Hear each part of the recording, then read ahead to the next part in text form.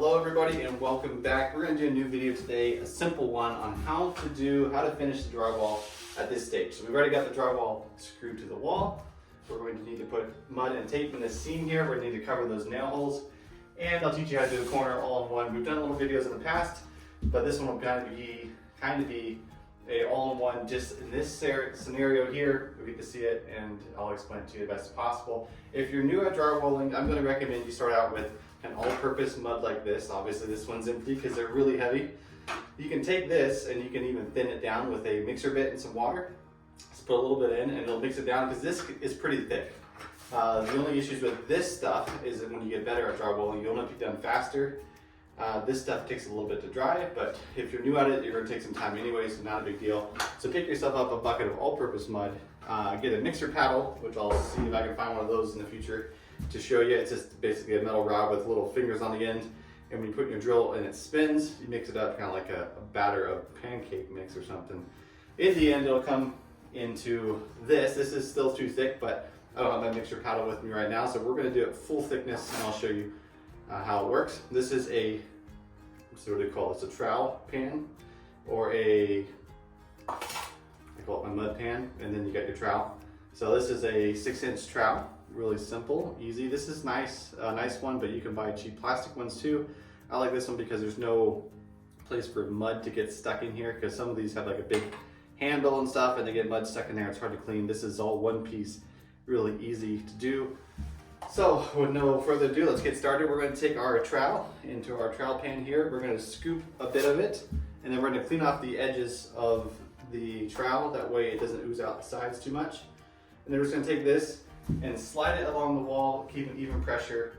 I'm going to go, usually I go right to left because I'm right-handed, but you can go left to right. This is easy. So stick it on there and apply pressure and slowly screed it out there. Nice and simple. And then take another bunch of it, and you can even just go sideways if you want to, and then smooth it out. Your goal is just to get a nice thin layer of mud across that whole joint there. Pretty simple. Now, I'm not a professional drywaller, but I am a handyman / remodel contractor, so I have to do a decent amount of it. So I'm okay at it, but not professional like some of these drywallers who do it every day for a living. So once you get it screeded on there, take your tape. Now they sell different types of tapes. They sell even tape that are sticky on the back that you can stick on, that's more of a mesh. That stuff works. Sometimes it's hard to fill, and sometimes it's hard to stick depending on how dusty your working situation is. This stuff will stick to the mud really nicely.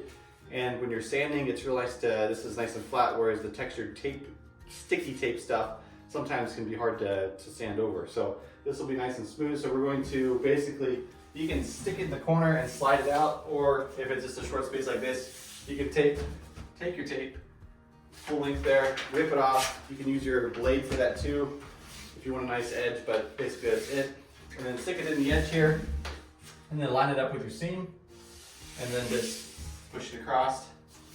Bada bing, bada boom, that's it. And then take your trowel and your pan over here, and smooth it out.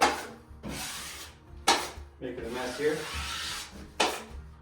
And that is how you cover a seam with drywall mud and tape.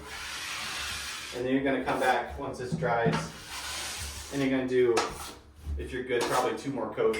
And you're going to try to feather it out instead of just having this little bit of mud here. You're going to try to feather it out, probably a full trowel on each side of that line. That way, instead of having a little bump here in the middle, you're going to have a nice smooth transition, because when you come back and sand at the end, you're going to want to make sure you put a lot of pressure on the edge of your trowels as you're sliding along. Because if not, you'll create a ridge. And so basically, instead of going flat across, you're going to raise your trowel up like this and put pressure on that tip.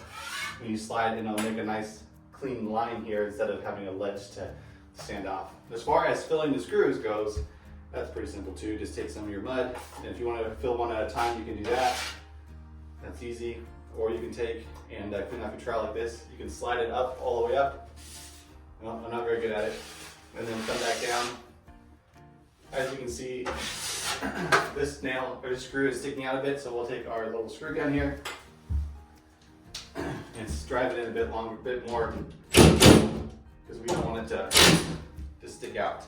Because when you sand, then it'll be showing, and we call it shiners. You don't want a shiner.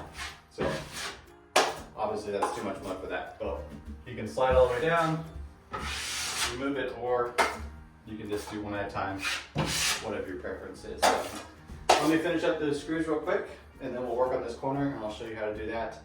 And hopefully, it is as clear as mud. So anyways, let's do the rest of the screws and I'll move on.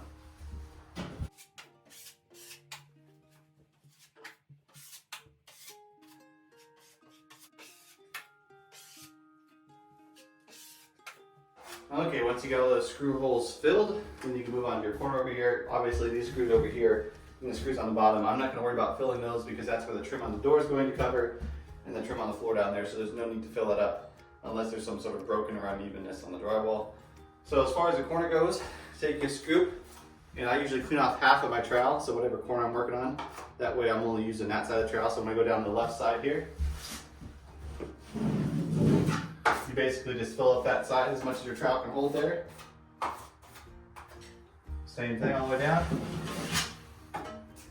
Or if you're going up, clean the other side of your trowel.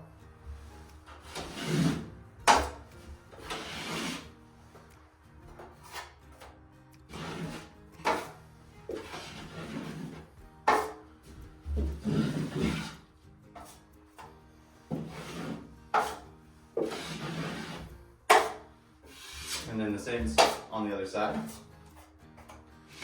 And once you get your mud applied in the corner, take your tape that you use for the flat here. You're basically going to reach up to the top if you can, and then down to the ground, and rip it off. And now, as a seam down the middle of your tape, you can take it and you can fold it in half like so, and then run your fingers down it, and it'll cause it to be a nice corner piece. Then you take it and put it in your corner here, just like so. And then I kind of press it in the corner a little bit with my fingers just to hold it in place. And then you're gonna come back with your trowel and clean up the extra mud. So just run your trowel down the edges.